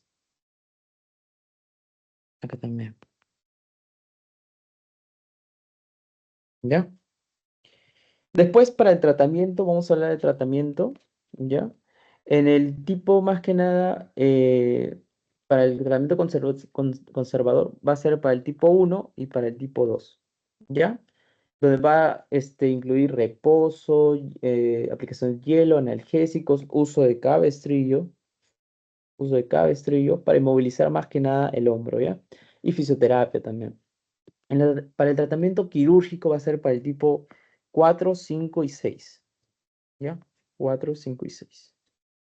Y conservador 1 y 3, ¿ya? Donde va más que nada el quirúrgico para reconstrucción de ligamentos, fijación de placas y tornillos, ¿no? Reparación de tejidos blandos, ¿no? Y el tipo 3, ¿qué pasaría con el tipo 3? El tipo 3 acá he puesto un círculo para que tengamos en cuenta, ¿ya? Que la clavícula del tipo 3 recordemos que solamente se ha desplazado hasta el 100%, ¿no? Solo hasta el 100%, porque el 5 ya es mayor del 100. Depende, tratamientos de que el paciente es un adulto mayor, un adulto o un paciente joven, ¿no? Si es adulto mayor, sí se va a indicar un tratamiento conservador, ¿no? Sobre todo por la edad y que no realizan mucha actividad física, no realizan mucho movimiento, entonces se le puede hacer un movimiento conservador. Al paciente joven, ¿no? Por ejemplo, deportistas o con mucha actividad del miembro superior que va a tener en sus estilos de vida, se indica ya un tratamiento quirúrgico, ¿ya? Eso debemos recordar también que puede ser pregunta de pasito de examen, ¿ya? Después seguimos en las fracturas de clavícula, ¿ya? Las fracturas de clavícula también vamos a hablar rápidamente su anatomía, es uno de los huesos más frecuentes fracturados en el cuerpo humano, ya especialmente en los jóvenes, ya en los jóvenes debido a la exposición de caídas, accidentes deportivos, traumatismos directos, ¿ya? Y vamos a recordar qué forma tiene la clavícula. Entonces, pregunta de anatomía. Sí, ahora, Ah, ya, ¿qué de forma tiene S la clavícula? itálica. S itálica, ajá, acá podemos ver, ¿no? Tiene una S alargada, ¿no? Ubicada más que en la parte superior, ¿no? Y se divide en tres segmentos, ¿no? Proximal, ¿no? Proximal, medio y distal, ¿no? Medio y distal, ¿ya? Y vamos a recordar también, hay una clasificación más adelante donde nos dice que el tercio medio es el más afectado, ya en el tema de las fracturas, ¿ya?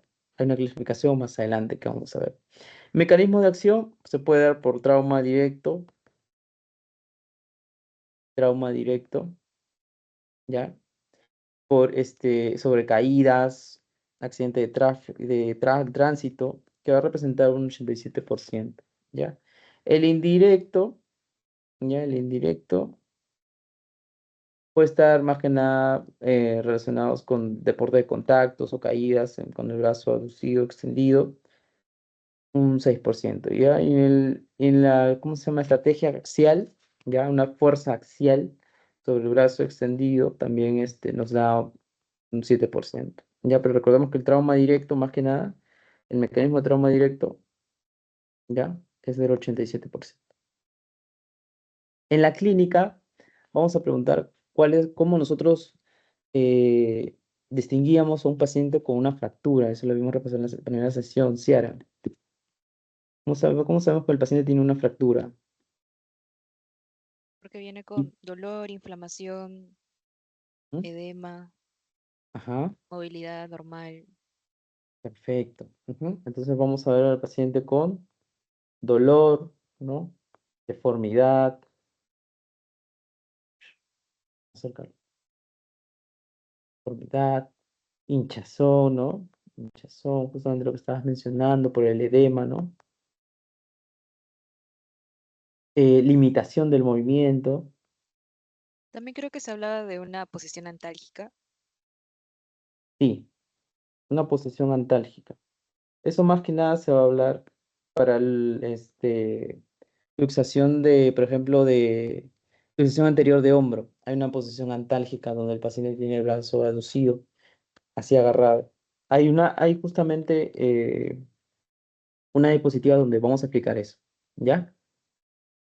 En la fractura más que nada de clavícula, vamos a ver que en la imagen, ¿no? En la imagen, por ejemplo, se encuentra más que nada, la clavícula, ya que se va a encontrar cerca de la piel, al examen a menudo va a revelar más que nada un bulto, ya un bulto visible debido a un hematoma, también se va a desarrollar equimosis, ya que va a ser una fractura, ¿ya? Y la piel va a ser acampanada. Está presente en algunos casos, ¿ya?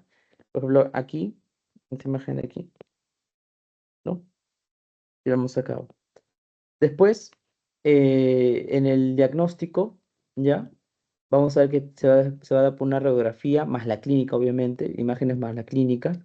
Y el estudio inicial de lesión para confirmar va a ser la radiografía, ¿ya? La radiografía. Deben de realizar dos proyecciones, una antero-posterior y otra en oblicuo, ¿ya? Antero-posterior y en oblicuo. La primera imagen podemos ver un anteroposterior, ¿no? Se puede ver justamente una fractura en el tercio medio clavicular, ¿no? Y en la imagen, en la segunda imagen, podemos ver una proyección oblicua, ¿no? Una proyección oblicua, donde la proyección va a ser con una inclinación cefálica de 45 grados. Cefálica, inclinación. ¿Ya? Cefálica de 45 grados, ¿ya? Donde se hace evidente la angulación ósea y una línea de fractura, donde podemos ver aquí, ¿no? Tercio medio también, de clavicular que está afectado. Después también se puede dar unas imágenes como tomografías, ¿no? Tomografías donde se va a utilizar más que nada en casos más complejos, donde se va a hablar si hay desplazamiento o posibles fragmentos óseos, ¿no? Como podemos ver aquí, ¿no? Afectados, ¿ya? O una resonancia magnética también. Generalmente no es necesario, pero se puede ser útil para evaluar lesiones asociadas en tejidos blandos, cuando hablamos de resonancia. Después tenemos la clasificación de Armand, donde vamos a tener el tipo 1, el tipo 2 y el tipo 3, ¿ya? En el tipo 1 es la más común porque vamos a tener que las fracturas se dan una proporción de 80 a 85%, ¿ya? En el tercio distal o lateral de la clavícula, está asociada más que nada con lesión del ligamento acromioclavicular, es de 10 a 15%, ¿ya? Lateral, acá medio. Y en el medial, de que menos se fractura, 5%, ¿ya? 5%, eso también es importante. La pregunta en pasitos, examen, ¿ya? Acá podemos ver justamente de otro ángulo el tercio medio, ¿no? Que es la más afectada. Ya, eso nos dice justamente la clasificación de Alman. Y en el tratamiento podemos tener un tratamiento conservador y quirúrgico. ¿Ya? En el conservador podemos tener el uso de cabestrillo, férula, inmovilizar más que nada el brazo, ¿no? Cabestrillo, una férula o vendaje también en 8. ¿Ya? También se da el manejo de dolor, analgésicos, antiinflamatorios para controlar ese dolor, esa inflamación que puede tener nuestro paciente. Y rehabilitación física. ¿Ya? En el quirúrgico, ¿ya? Va a tener más que nada algunas indicaciones, ¿ya? Para las placas, tornillos, clavos intramedulares, ¿no? El quirúrgico, podemos ver acá, va a tener algunas indicaciones, ¿ya?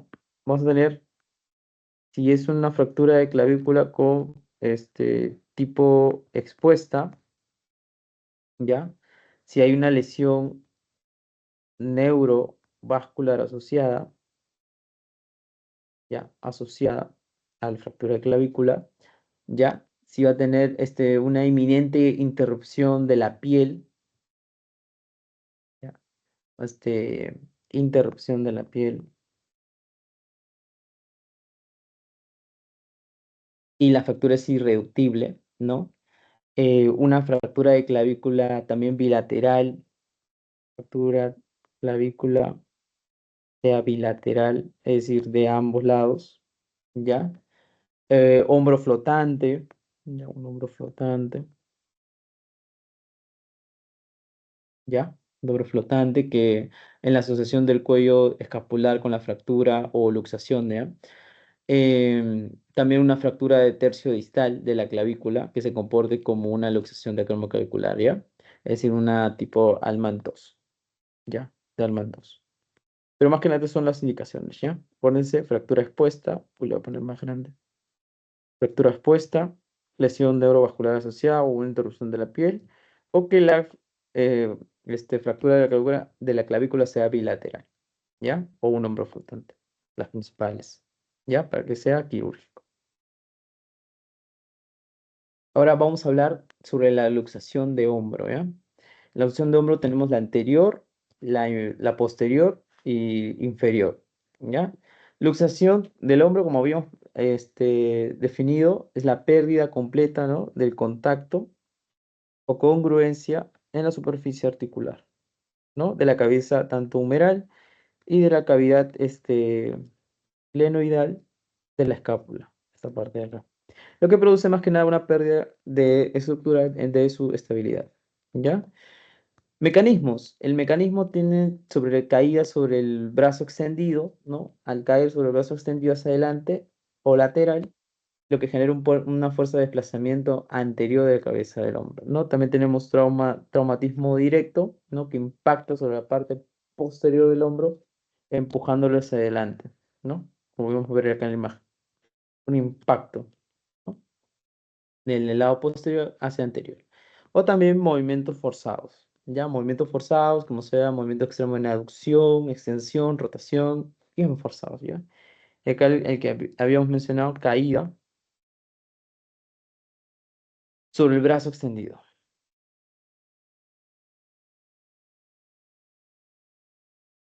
sobre el brazo extendido. En la clínica, vamos a ver que en la clínica va a tener el paciente un dolor intenso, es una luxación de quejar de dolor y una deformidad visible, ¿ya? Una deformidad visible, como podemos ver acá. Esto se conoce como el signo de la charretera. Charretera.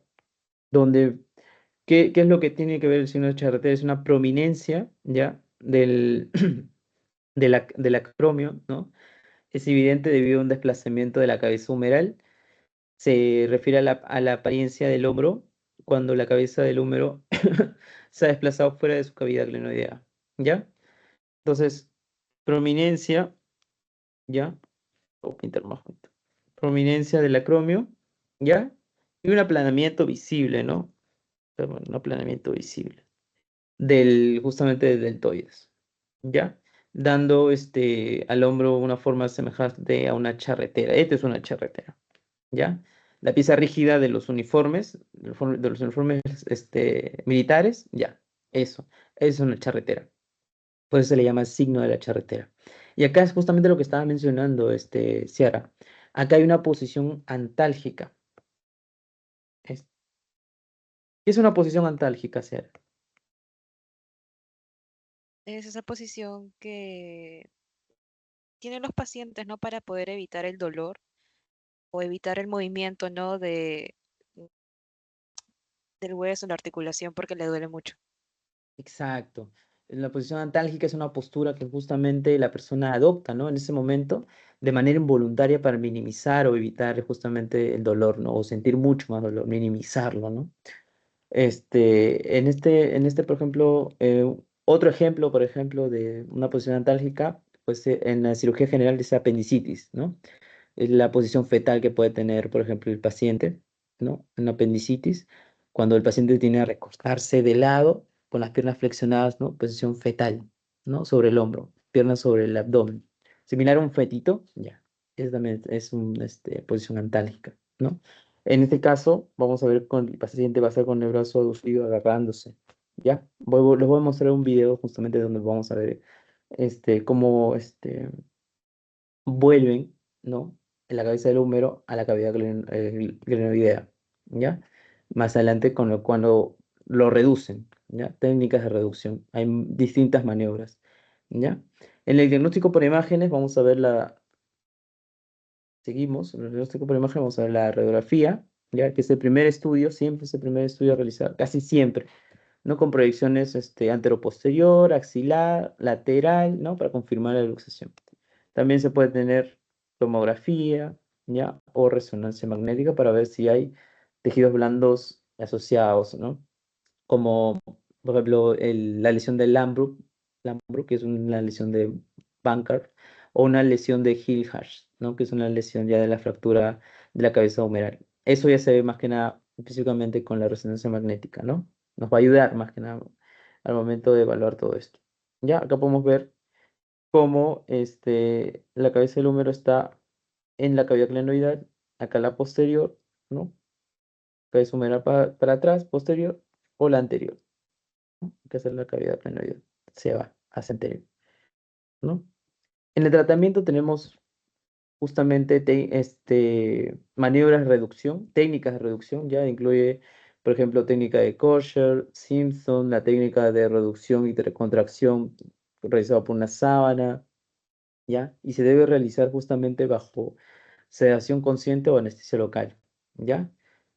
También tenemos la maniobra de la silla, la maniobra de Hipócrates, que esté de pie, ¿no? Esta es, por ejemplo, la maniobra de Kosher, ¿no? Maniobra de Kosher.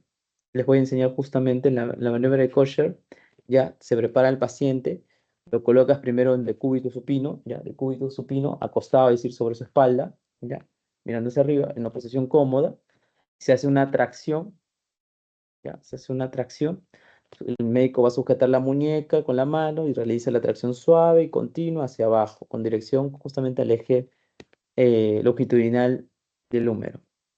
Después se hace una rotación externa, una aducción, ¿no? Rotación externa. Después una aducción, ¿ya? Una aducción y después una rotación interna. Una rotación interna. Llevamos el brazo para este lado, ¿ya? Y después confirmamos, ¿no? Si la reducción ha sido correctamente la observación clínica, ¿no? Para esto les voy a dejar de compartir pantalla, voy a compartir un video, ¿ya? Video, para que puedan ver justamente esta maniobra de Kosher que les había preparado.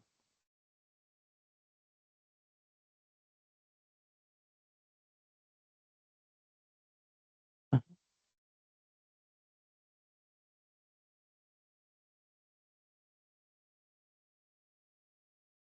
me dicen si que se puede ver mi pantalla. ¿Se puede Sí se ver? ve. Sí, sí. Perfecto.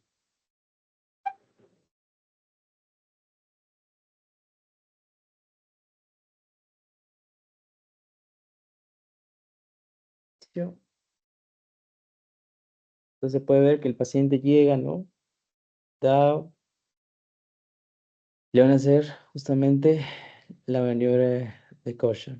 Ahí pueden ver la posición antárgica que tiene el paciente. Miren cómo se agarra, brazo reducido, ¿no? Se está agarrando para no minimizar eso de lo que tiene, ¿no? Se pone en posición de cúbito supino, espalda hacia atrás, mira hacia arriba, hacia el techo, ¿no?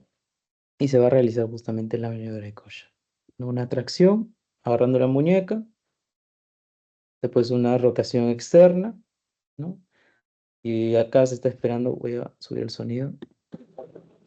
A que se escuche el clock. Buenísimo.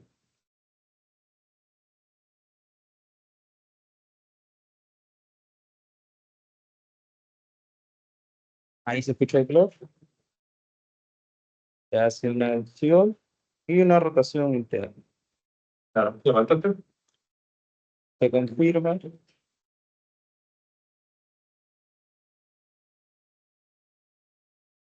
¿Tienes como mejor el dolor? Sí. ¿Es la primera vez que te pasa? Sí. ¿Ya no te duele? ¿Cómo se duele? Pues puede no ser, pero ya mejoró mucho. ¿Cómo está? ¿Está en tu mano? Esa sería la maniobra de Bosch, ¿no? Como hemos apreciado en el video. Voy a seguir compartiendo las diapositivas.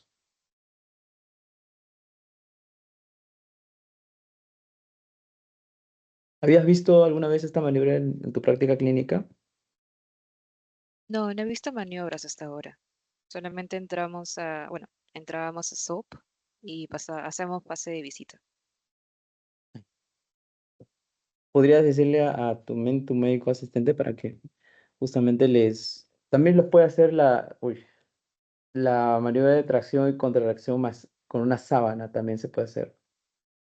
Ush, hay que cargar un rato.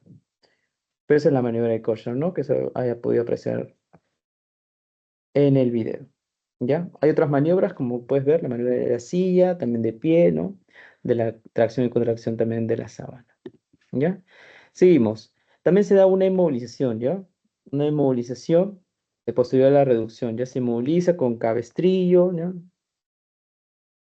Inmovilización. Se puede inmovilizar con cabestrillo o también con una férula, también se puede hacer, ¿no? Durante 2 a 4 semanas aproximadamente, ¿no? Y el tratamiento quirúrgico. El tratamiento quirúrgico se va a dar más que nada cuando va a tener luxaciones recurrentes, ¿ya? Lesiones más que nada recurrentes o con fracturas asociadas, ¿ya? O fallos también en la reducción. No se reduce con la medida del colchón, con la tracción, contracción de sábana, bueno, entra sala, entra un tratamiento quirúrgico, ¿ya? También se hace rehabilitación temprana, ¿ya? Y rehabilitación más que nada física, ¿ya? Algunas complicaciones de esta luxación anterior es una lesión neurovascular que hemos hablado ya ¿cómo se llama? En el tema de complicaciones, una lesión de Hill-Sachs, ¿no? Lesión de Bankart, lesión del manguito rotador, fracturas de tuberosidad mayores y de troquítero humeral, ¿ya? O una luxación del hombro recurrente, ¿ya? Esto de luxación del hombro recurrente quiere decir que cuando el paciente viene y dice, le preguntas, ¿se ha luxado alguna vez? ¿Le ha pasado esto alguna vez? Como hemos visto en el video, el médico le estaba preguntando, ¿no? Y yo, por ejemplo, les cuento una anécdota rápida. En emergencias venía un paciente, un joven, que se había luxado, y era muy recurrente. Le había dicho, no, yo ya tengo como cuatro, cinco o más, creo, doctor, no me acuerdo, porque me duele mucho que a veces me mareo y me olvido de todo. Y el momento antes que venga el doctor, él solito ya se había reducido, o sea, había hecho un movimiento, ¿no? Así, ¿no? De posterior, de anterior a posterior, moviendo el hombro, y ¡pum! Se escuchó el clash y ya se había reducido solito. Entonces era una luxación de hombro recurrente, ¿no? Y tenía obviamente indicación de un tratamiento quirúrgico, más que nada. Después, acá tenemos la luxación de hombro posterior, ¿ya? Que representa más que nada el 2 al 5%, ¿ya? Y vamos a ver, me olvidé mencionar que acá en el anterior, el anterior, ¿ya? Luxación de hombro anterior es el más frecuente, ¿ya? Más frecuente que ¿qué? Que luxación posterior, que luxación también inferior, ¿ya? Es el más frecuente, la anterior, luxación anterior, ¿ya? En el posterior, más que nada, se da por una aducción y rotación interna, no es un mecanismo de lesión, ¿no? También por traumatismos en la parte anterior del hombro, por ejemplo, me caigo y la parte anterior, ¡fua! Entonces, mi cabeza humeral va a ir hacia atrás, hacia posterior, ¿no? En una caída, por ejemplo. O unas contracciones musculares violentas, ¿no? Por ejemplo, después de una convulsión, una actividad eléctrica, ¿no? De un accidente laboral, ¿no? Los músculos rotadores externos traccionan la cabeza hacia atrás, produciendo así una luxación. También se puede dar ese mecanismo de lesión, ¿no? En su clínica no hay signo característico, pero también el brazo está en aducción, ¿no? Miembro superior en rotación interna o rotación externa bloqueada, ¿no? Prominencia posterior visible, ¿no?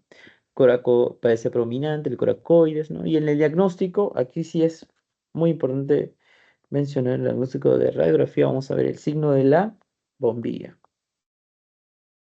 signo de la bombilla,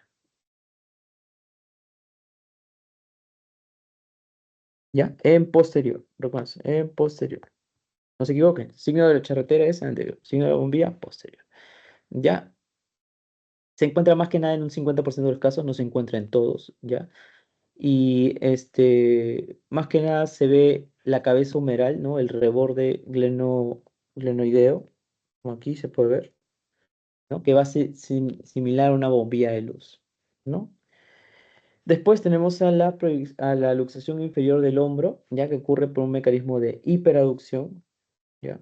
Hiper, Hiperabducción, perdón, hiperabducción, hiperabducción, y la cabeza se queda enganchada en el reborde inferior del glenoides y el brazo está hacia arriba, está erecto, miren, miren la cabeza el húmero está hacia arriba, ¿ya?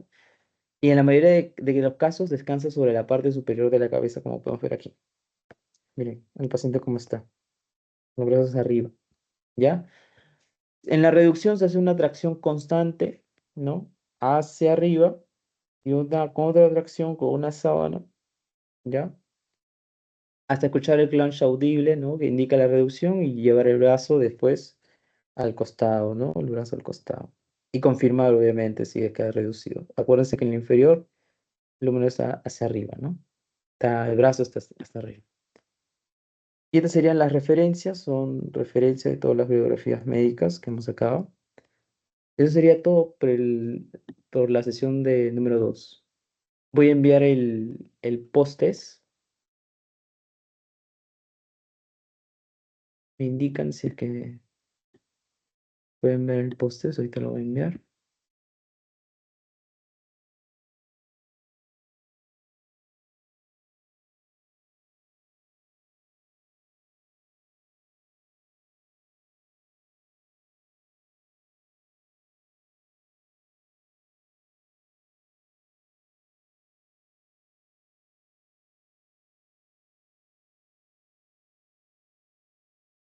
Me indican si es que pueden ver el link del post-test.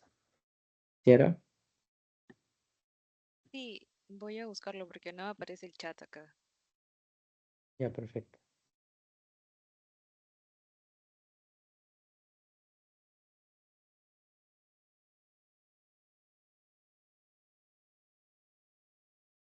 No, nada aparece. Es que no hay chat acá. No sé por qué. Por WhatsApp, lo envío por el chat también acá. A ver. Ya, ahora sí. Sí, ahora sí. Entonces, damos unos minutitos para completar el post-test.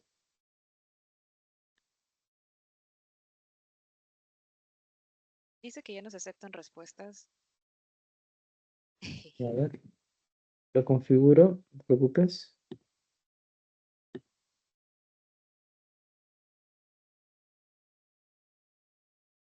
Y a ver Ya ahora. está. Sí, sí, sí.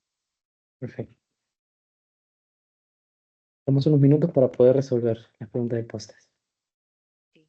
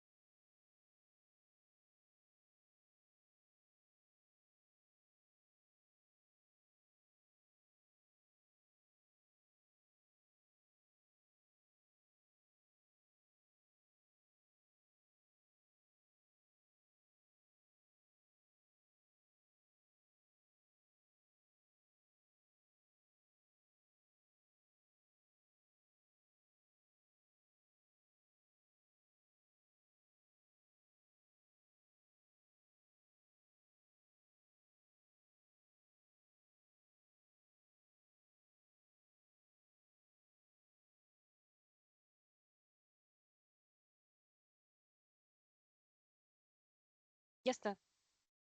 ¿Está? Ujú. Perfecto, entonces voy a tener acá la grabación y voy a compartir pantalla acá.